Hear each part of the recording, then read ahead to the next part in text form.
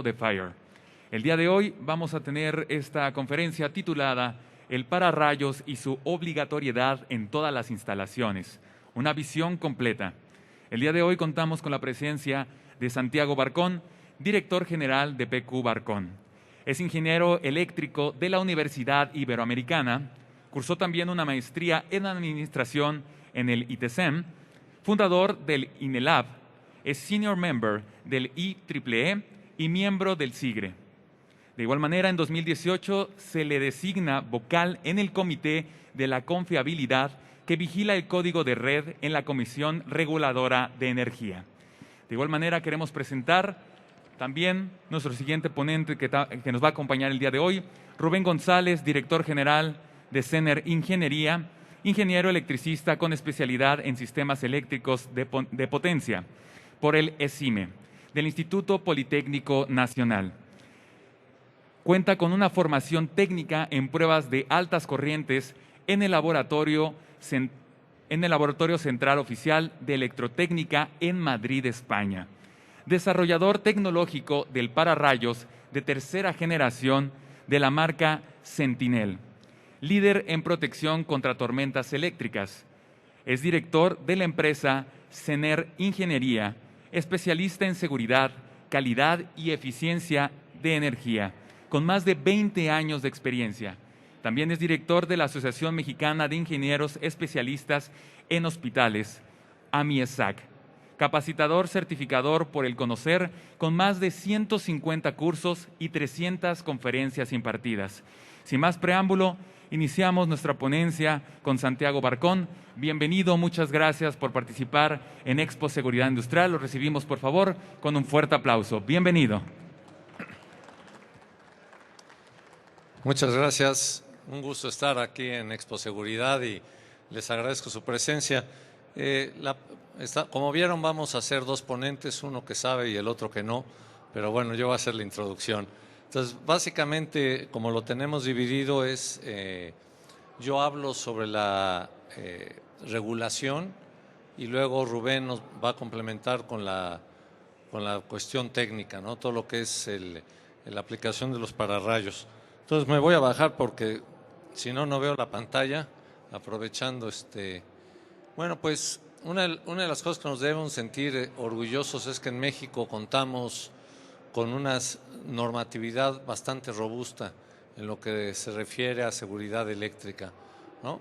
Son tanto las normas del Diario Oficial, ¿no?, que aparecen publicadas, lo que llamamos las normas oficiales mexicanas, y también pues hay un grupo de ingenieros que tenemos toda la capacidad para resolver la mayor parte de los problemas. Y asimismo, agrupaciones y colegios. Yo siempre invito a los colegas y de cualquier profesión que cuando salgan de la universidad no piensen que ya saben todo, ¿no? Hay que mantenerse actualizado, hay que ser miembro de los colegios, lo vamos a ver un poco más adelante. Y por otro lado, pues algo que es muy importante es que los sistemas eléctricos están vivos, van cambiando, ¿no? En el momento que aumentamos carga o que Comisión Federal de Electricidad cambia la topología o cómo está estructurado el sistema, estamos cambiándolo, ¿no?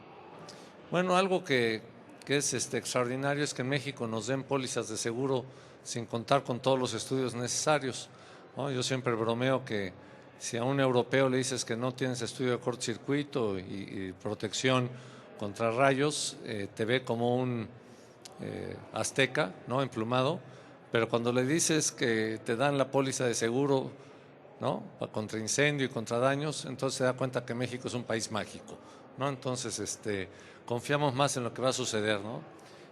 Por otro lado, pues el cuerpo directivo, pues es mejor no pensar en que alguien se te puede electrocutar o que puedes tener una pérdida material considerable, como vamos a ver más adelante. Y bueno, porque no hay nada, el secreto de la felicidad es la ignorancia. Cuando no sabes lo que estás, en el riesgo que estás, pues caminas sin ningún problema. Ya cuando te das cuenta que al lado viene el precipicio, es cuando te viene el vértigo, ¿no? Y bueno, pero tarde o temprano el ocultarlo, pues lo único que va a traer es problemas, ¿no? Es muy importante, las normas están interrelacionadas, no hay norma que sea que no tenga que ver con la otra, y eso es muy importante, por lo cual decir conozco una norma, pues realmente es un conocimiento bastante trunco, ¿no? Y ni siquiera es profundo, ¿no? Por ejemplo, la NOM 001C de la Secretaría de Energía, que es la que habla de instalaciones eléctricas, está relacionada con la 022 que vamos a ver más adelante.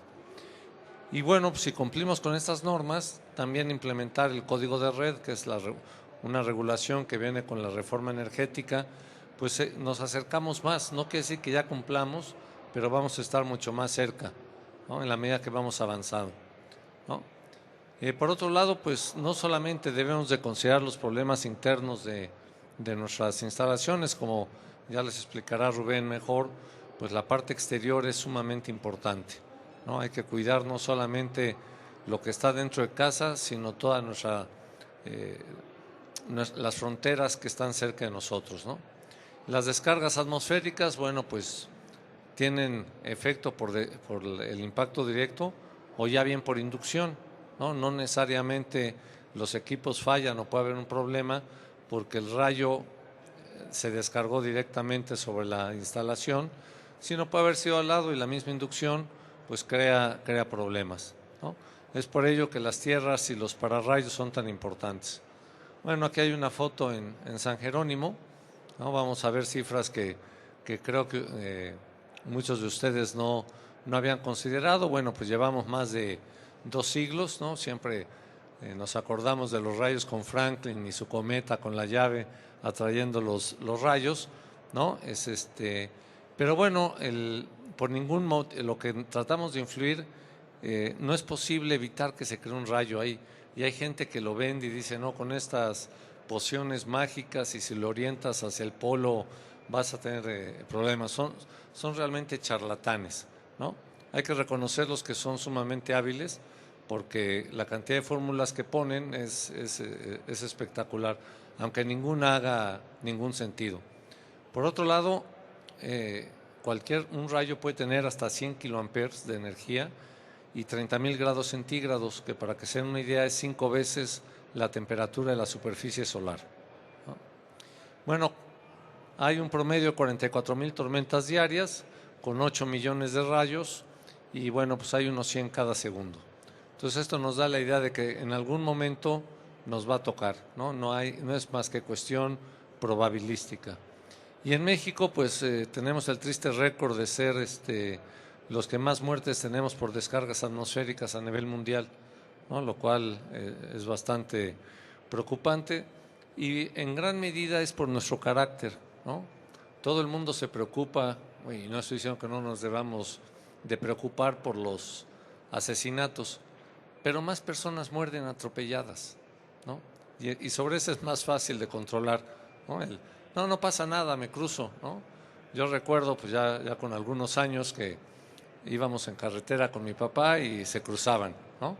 Y mi mamá decía, es porque no hay puente, ¿no? Pues ya bueno, nos empezamos a civilizar, ponen puente, ¿no? Pero pues como hay que subir la escalera, se seguían cruzando y alguien dijo, no, pues hay que poner rampa, ¿no? Bueno, con la rampa se siguen cruzando, ¿no? Entonces yo llegué a la conclusión de que si se pone un puente por arriba del pueblo para que no tenga que cruzar la carretera, se subirían tan solo para torear a los coches, ¿no? Sería parte de la actividad, ¿no? Y bueno, pues aquí vamos a entrar en la parte del marco normativo. Tenemos la NOM 022 de la Secretaría del Trabajo y Previsión Social, que es del 2015, que habla de la electricidad estática en los centros de trabajo, ¿no? También tenemos la J549 de ANSE, que son los criterios de diseño, especificaciones, materiales y métodos de medición, complementado por el anexo C para los laboratorios de pararrayos, la UNE 21-1186. Y por cierto, si gustan una copia de la plática, por 150 pesos, no es cierto, dólares, ¿no? A la salida, no, nos dan su tarjeta y encantados de enviársela, ¿no? Para que la tengan. Y finalmente, bueno, pues tenemos la NOM 001C de la Secretaría de Energía y en el capítulo 250 pues habla de los sistemas de puesta a tierra, ¿no? El marco regulatorio, bueno, pues algunos pequeños pincelazos ¿no? Es obligación del patrón. Lo que no se dan cuenta es que tienen responsabilidad que puede llegar a ser penal, ¿no? Y estar al lado de Lozoya en la cárcel no ha de ser muy agradable, no por la cárcel, sino por estar al lado de Lozoya. Ese es el verdadero castigo, ¿no? Y bueno, el artículo 8.1 habla del diseño del CEPTE, que es el sistema, ahorita lo vamos a hacer más adelante, ¿no? Y debe estar diseñado para terminales aéreas simples o de tecnología alternativa, ¿no? Tiene que estar de acuerdo a las dimensiones del inmueble, los contenidos, la ubicación geográfica y por supuesto la zona de protección al sistema propuesto, ¿no? Bueno, el patrón de nuevo deberá demostrar que se está cumpliendo con esta normativa y bueno, pues son todos estos temas. Por cuestión de tiempo no voy a ir viendo cada uno, pero como les digo, con mucho gusto lo compartimos, ¿no? Y aparte lo va a mencionar Rubén al lado. Bueno, pues ¿qué sucede cuando hay un impacto directo? Bueno, pues puede causar daños materiales a la propiedad y bueno, pues si hay una persona al lado, lo más probable es que si no fallece, a lo mejor hubiera sido que falleciera, ¿no? ¿Y qué sucede? Pues las compañías aseguradoras se ponen a hacer el trabajo una vez que ocurrió el evento y buscan todas las formas de no pagar, ¿no? Yo platico de un conocido mío que, bueno, porque no puedo decir que era mi amigo, era amigo del papá de un amigo, que su trabajo era quemar fábricas, ¿no? Venderle lo que le llamaba él, le vendemos el negocio al seguro.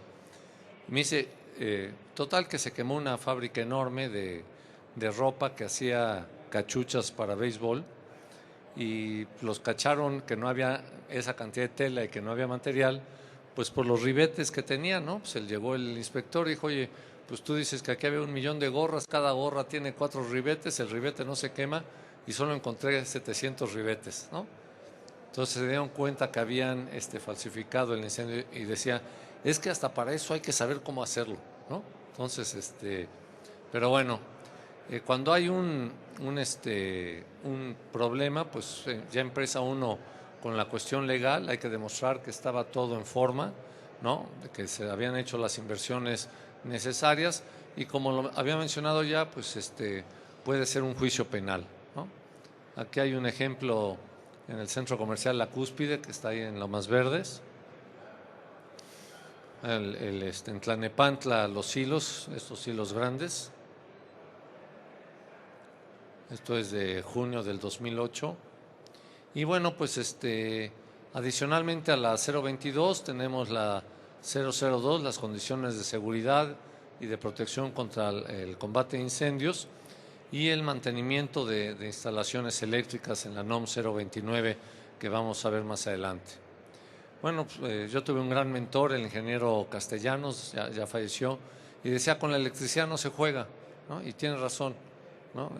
De hecho, cuando empezó esta pandemia, yo decía que el COVID es como la electricidad. Si no le tienes miedo, te electrocutas, y si le tienes miedo también, hay que gestionarla, hay que saberla tratar, ¿no? Porque si llegas a un panel eléctrico sin miedo, seguro te va a golpear. Y si te tardas media hora y de todos modos le entras, también te va a golpear, entonces hay que saber qué es lo que estás haciendo, ¿no? Por otro lado, pues ustedes verán que hay una gran cantidad de empresas que dicen somos socialmente responsables, pero pues no tienen estudios de cortocircuito, no tienen estudios de los efectos no tienen pararrayos, ¿no? Entonces, pues realmente, si no te preocupas de los empleados, y no solamente los empleados, los que estén dentro de la instalación, pues ya te darás cuenta. Una de las cadenas más grandes de cine en México, platico esta anécdota porque creo que es importante, al proponer el estudio de código de red nos preguntaron que cuánto bajaba si no hacíamos el estudio de cortocircuito y bueno, hice ahí un número rápido, que es el más tardado porque hay que hacer levantamiento, todo un proceso. Y me decía, pues lo hacemos sin el cortocircuito y les pregunté que cuántos cines se les habían quemado. Entonces los directores, ¿no?, voltearon a ver a los subordinados para ver quién había soltado la sopa. Le dije, no, es una cuestión estadística. Si tienes más de 300 cines y no haces estudio de cortocircuito, pues vas a tener mínimo 1, 2 o 3 eventos por año.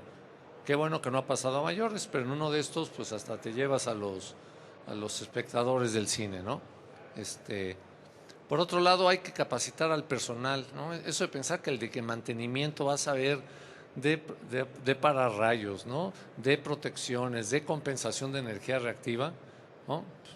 Es imposible, ¿no? Es una falta de responsabilidad de los que, no, pues ya tenemos al de mantenimiento, ¿no? Pues es todólogo, ¿no? Y cuando eres todólogo, pues pues un médico general, no vas con un médico general para una operación del corazón, ¿no?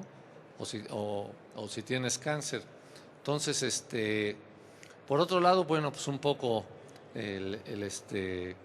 ¿no? Para los ingenieros aquí, ¿no? Si no lo quiere hacer el jefe, renuncien, ¿no? Yo no estoy diciendo renuncien y quédense y comer, pero váyanse, ¿no?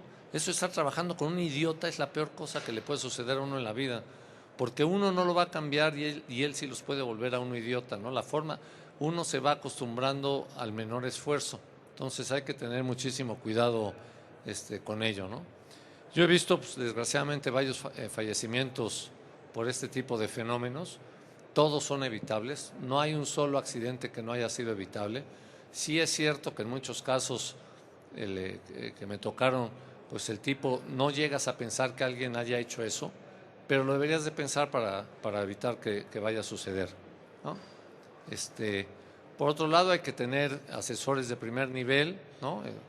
No hay de otra, ¿no? Si tú piensas que lo vas a poder hacer solo, pues algo va a estar mejor que si no hicieras nada, ¿no?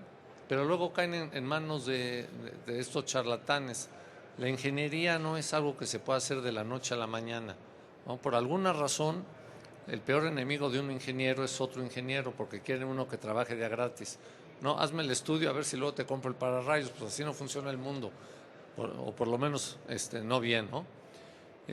Y bueno, pues si ustedes ven que alguno de sus subordinados hace un acto inseguro, no lo regañen, despídanlo. ¿Saben lo único que funciona en las empresas? Los manuales, ni quien los lea, ¿no? Lo que funciona son las leyendas urbanas. Oye, aquí haces un acto inseguro, te corren y no te toca liquidación, ¿no? Y vas a ver que rápido todo el mundo empieza a leer el manual y a preocuparse, porque si no, pues ¿por qué no conocemos el manual de tránsito? Pues porque no nos aplican las multas, ¿no? Nada más. Si no, seríamos un experto en el manual de tránsito. No, pues es más, ya ni examen de manejo tienes que hacer para sacar la licencia, ¿no? Entonces, pues por eso estamos como estamos, ¿no? Y bueno, pues aquí viene un pequeño, pero esto ya es tuyo, ¿no?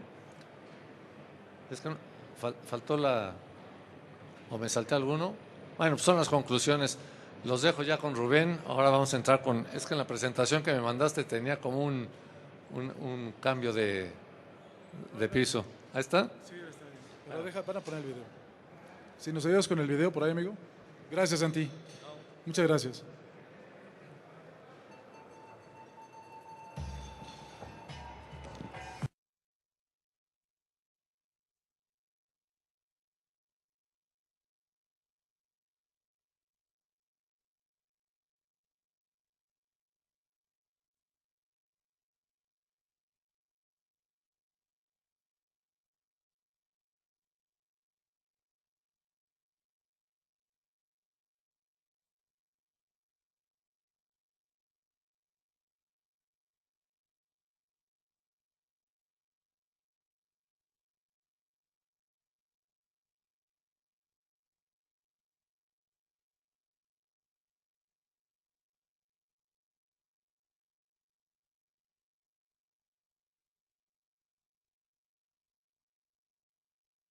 Un rayo puede alcanzar magnitudes de más de 100.000 amperes y puede generar tales cantidades de energía que pueden provocar severos daños a los edificios o estructuras.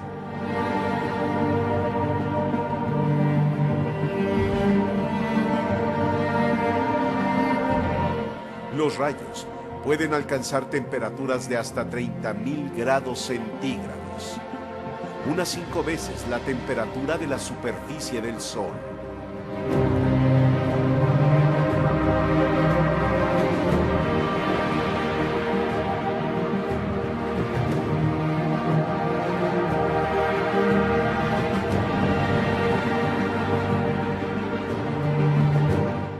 En nuestro país, cada temporada de lluvia se presentan alrededor de 550 tormentas eléctricas.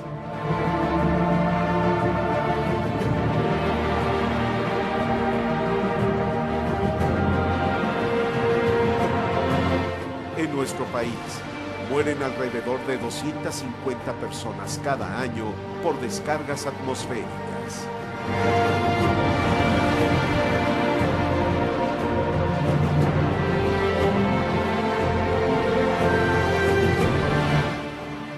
México, primer lugar mundial en muertes ocasionadas por rayo. Fuente: Organización Mundial de la Salud.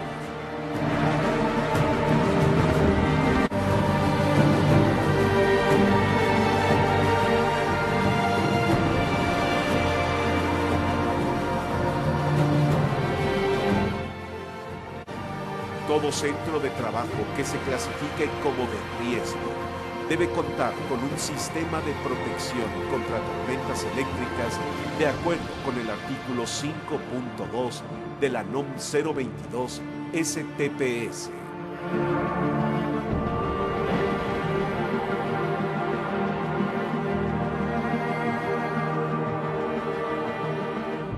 El sistema de protección contra tormentas eléctricas deberá diseñarse en base a los criterios establecidos en la norma NMXJ 549 ANCE 2005, como dicta el artículo 8.1 de la NOM 022 STPS.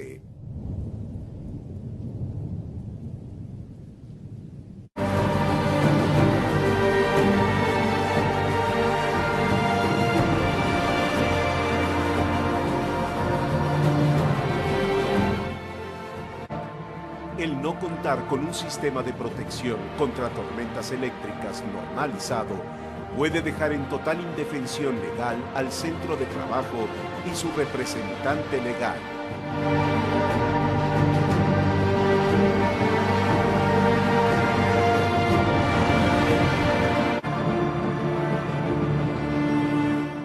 Un sistema de protección diseñado con la tecnología Sentinel garantiza el cumplimiento de los requerimientos normativos, minimiza los riesgos de daños a las personas y a los bienes materiales, garantiza una eficacia mayor al 95%. En resumen, Sentinel te garantiza la eficacia del sistema de protección y te brinda certeza jurídica.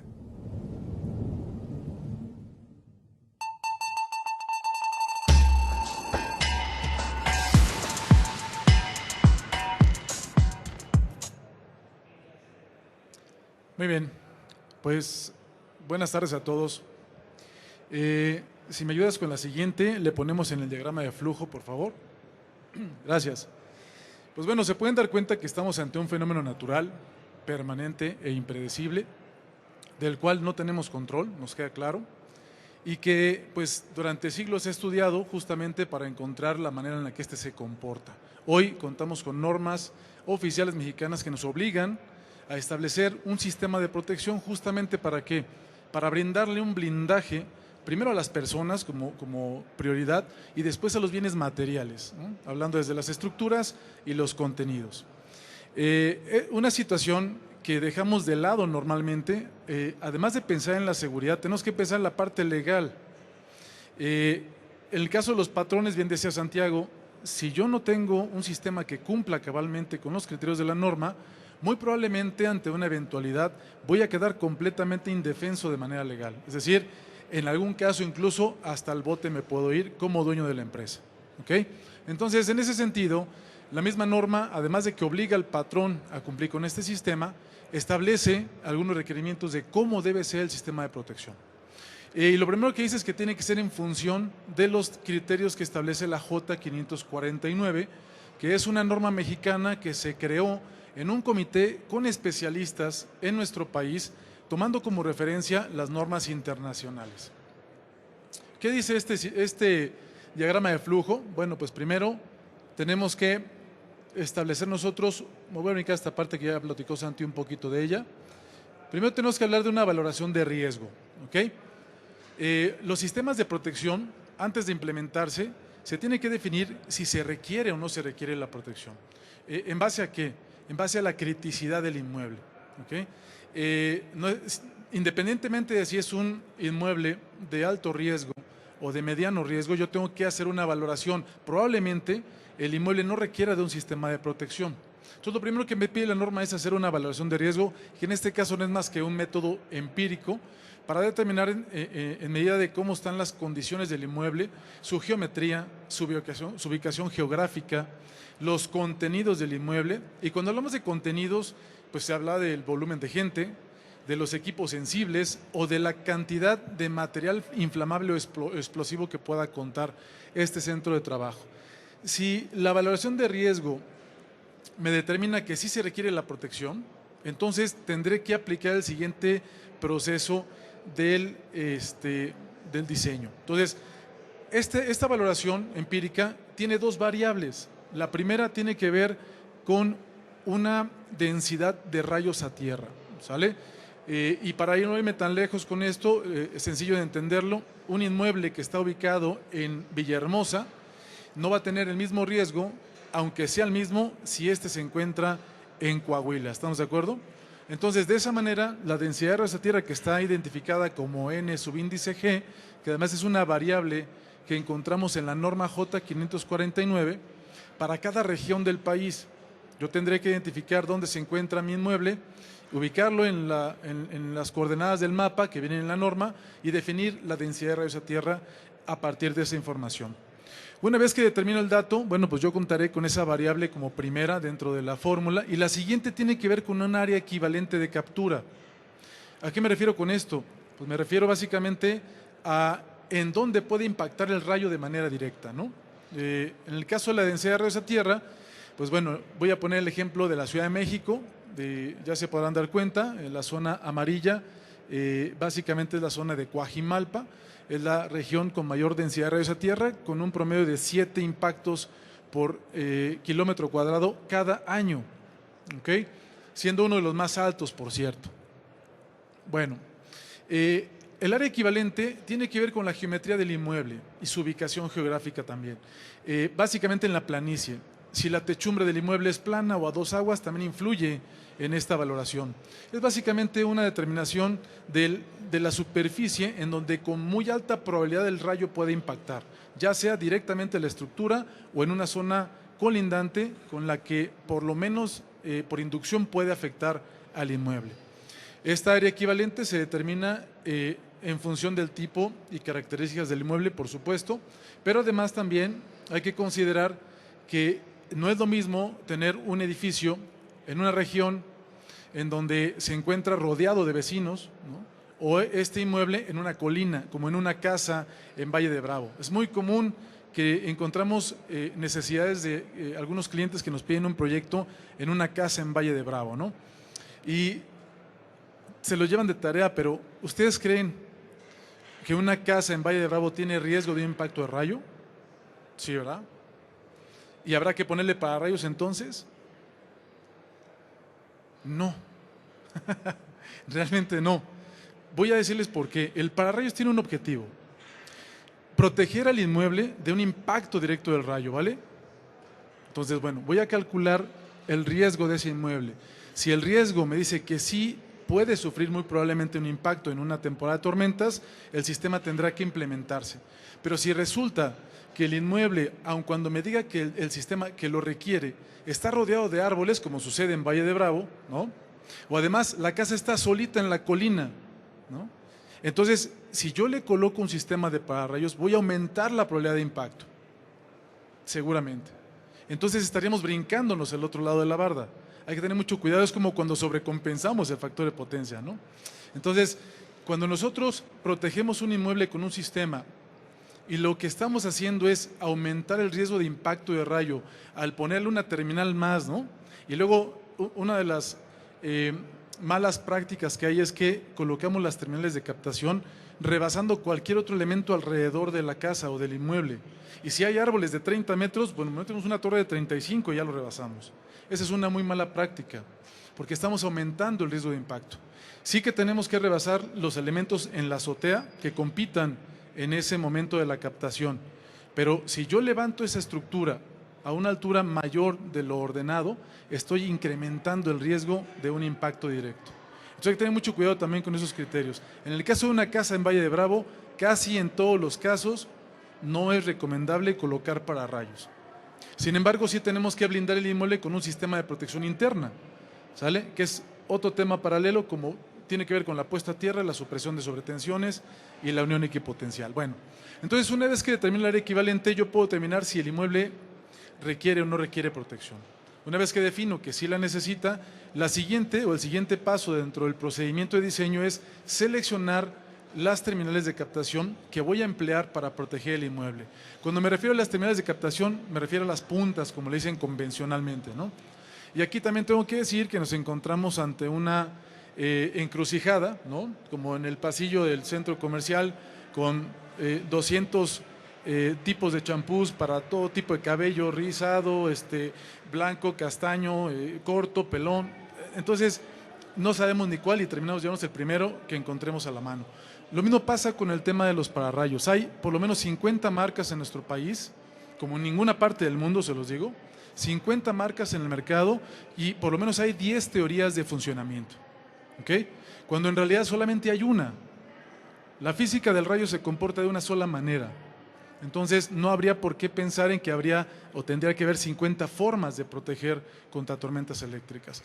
Y bueno, pues ante esta situación hay que tener mucho cuidado sobre qué tecnología vamos a emplear.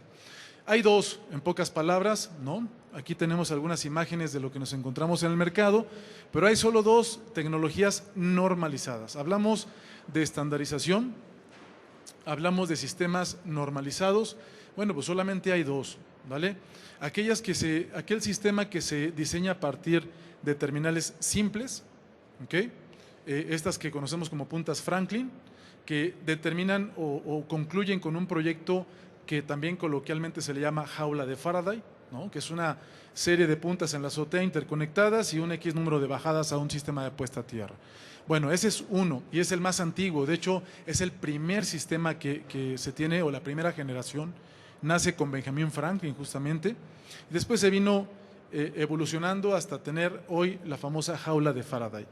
El siguiente sistema tiene que ver básicamente con las tecnologías de tipo alternativo, ¿no? Que ya permite la norma también, pero que además yo estoy obligado a demostrar técnica y normativamente de dónde obtengo su radio de protección. Para el caso de las terminales simples, ¿sí?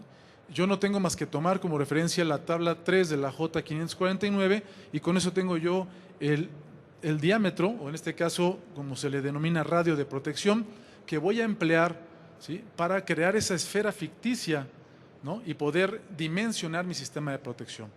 Hay un procedimiento normativo que se conoce como modelo de la esfera rodante y esa esfera justamente se define por este radio de protección. Si voy a ocupar puntas simples, dependiendo del nivel de riesgo o nivel de protección que voy a emplear, entonces tendré que utilizar en la segunda columna ese radio de protección para cada terminal. ¿Okay? Entonces vamos a ver un poquito cómo es ese volumen. Bien, pero si yo voy a utilizar terminales de tecnología alternativa, entonces voy a tener que recurrir a la norma que me permite hacer las pruebas o los ensayos de laboratorio para testificar primero que esas tecnologías alternativas que no son terminales simples y que presumen brindarme un radio de protección mayor a partir de una ventaja en pruebas de laboratorio, bueno, pues tendré que demostrarlo, ¿no? Y luego aplicar entonces las fórmulas para llegar a ese radio de protección. Si no tengo una punta simple, es una tecnología alternativa, en pocas palabras, tengo que demostrar el sustento del cálculo de su radio de protección. Y la única manera estandarizada de obtener esto es a través de pruebas de laboratorio. No se vale un catálogo de producto, ni tampoco se vale un flyer comercial. Tiene que haber un informe de laboratorio que testifique que esa terminal se sometió al ensayo y que me brindó una variable conocida como delta T para calcular su radio de protección. Cuando yo tengo ya el radio, lo que sigue entonces es modelar el sistema, ¿no? A través de la esfera ficticia. Y entonces, este modelado de la esfera rodante, a diferencia de lo que conocemos convencionalmente con el radio de protección, en realidad es un volumen.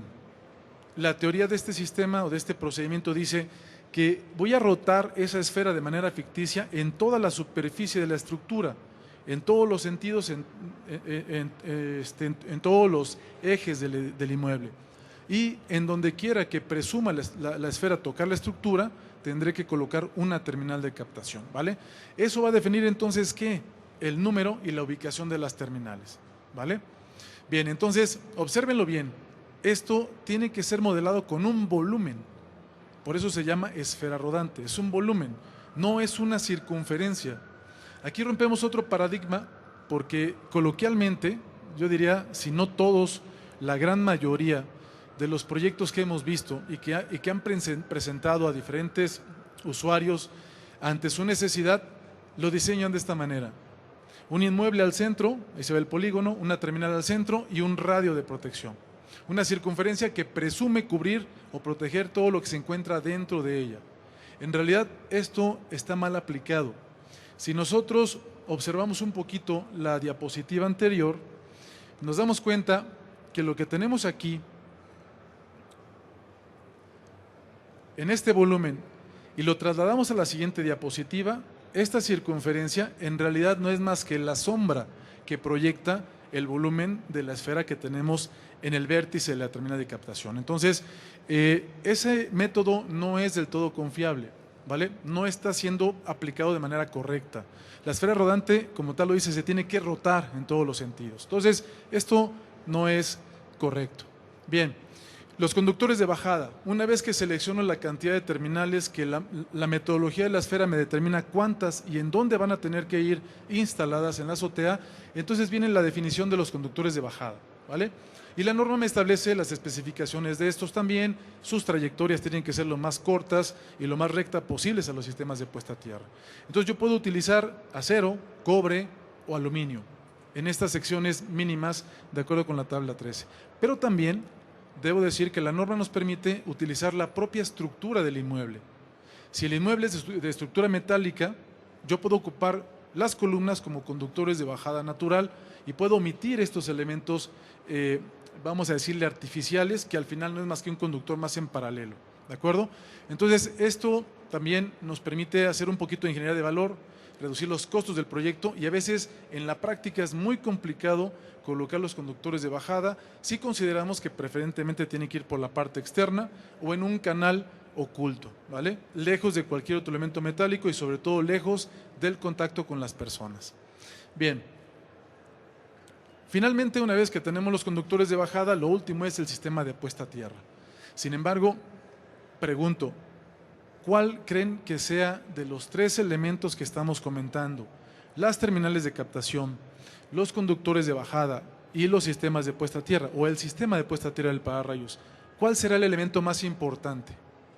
¿El primero, el segundo o el tercero? El tercero. El tercero, ¿por qué? Es donde se va a drenar toda la carga. La vas a direccionar. Correcto, el tercero es el elemento más importante del sistema. Pero además, por otra cosa más importante, antes de que el pararrayos opere, el sistema tiene una fase inicial de operación. Este es cuando tenemos la inducción en el proceso de formación de la tormenta. Entonces, lo que hace el sistema es tomar la referencia del sistema de puesta a tierra. Si la malla de puesta a tierra no guarda las propiedades adecuadas, entonces el sistema completo no funciona, ¿vale? Y entonces probablemente ni siquiera el pararrayos o la terminal de captación tenga la suficiente información del sistema de puesta a tierra para operar. Así que puede quedarse inerte ante la situación. Entonces sí que el más importante es el sistema de puesta a tierra, ¿vale? Por eso la norma también recomienda que todos los años se revise una vez por lo menos. Hay que medirlo y hay que asegurarnos de que se encuentra todavía ahí, ¿ok? La norma nos recomienda algunas metodologías para determinar más o menos con un valor aproximado la resistencia que vamos a obtener de un arreglo con X geometría. Solo estoy colocando uno de los que la norma sugiere, pero aquí lo interesante de esto es que hay una variable que tenemos que descubrir y es esa variable que encontramos al inicio de la fórmula. Se llama resistividad del terreno, ¿ok?